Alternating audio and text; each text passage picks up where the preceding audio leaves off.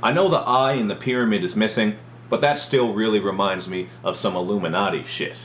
What's up everybody? It's Luke James, not the singer. If you're an indie artist looking for an album review and some promo, you can hit up Luke at redmattersite.com. And what I have for you boys and girls today is just that. It's an indie review for Japreme Magnetics' album, The Richest Man in the Cemetery. Now, Ja is from out of Washington, D.C., and in his own words, this album deals with the deaf, blind, and dumb mentality of the masses out there. So in other words, you can have everything, all the money and materialism, whatever you want to call it, but if you're not on point mentally, it really doesn't mean shit. So to find out more about Ja, his album, any information that you want to know, just take a look underneath this video because I have some links, social media sites, and other goodness for you. Now, the first thing that I really notice about this album is that it puts off some strong Wu-Tang vibes, not just because of the overall sound, but also because of the 5%er knowledge, slang, and wisdom throughout.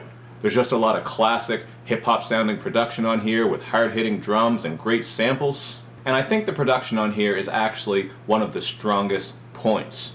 On the song Customization of Caskets, we get this beautiful marriage of horns and strings, with Ja boasting that he's impervious to nervousness, and on the title track, we get this Boardwalk Empire sample and some nice chopped up guitar and vocal samples for the production. And there are all kinds of guns and ammo references throughout this track. And really, this whole album is filled with all kinds of hard bars. Like on Thugs Love It, where the opening verses are about throwing your body in the harbor and murdering over arguments. And then on Build, we get Ja spitting over some menacing horn production, about his aptitude for stick-ups and that he'll shoot you depending on the level of disrespect. So clearly he's not one to be played around with.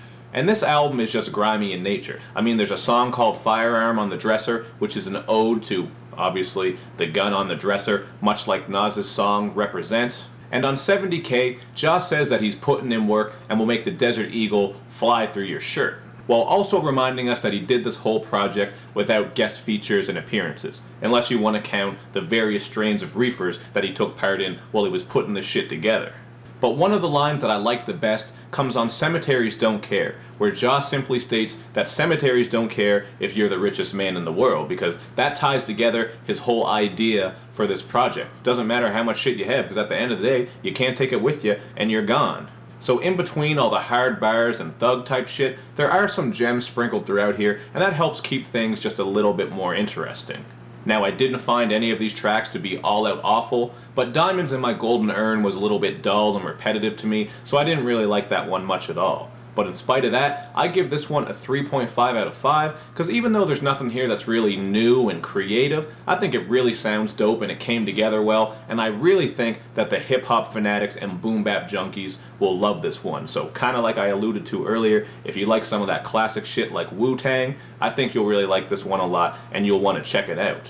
But that's just what I thought about it. Check it out for yourself and let me know in the comments section what you boys and girls think. And make sure you do all that good YouTube and social media stuff, man. Where you like my videos, you share them, you follow me on Twitter, you retweet the videos, and you especially subscribe to my channel. I do have a whole bunch of top 10 lists coming up, but they're going to be coming out through January, so just stay tuned for those and be patient, because like I said in a couple videos, and if you follow me on Twitter, I said it on there as well, I just want to wait until the year is over before I start flooding those lists out, because who knows, man, we might get some crazy shit dropping on New Year's Eve. Not that it would make that much of a difference, but I'm just trying to be thorough, so that's what's happening. So stay tuned for those, check this project out, and I'll see you guys next time.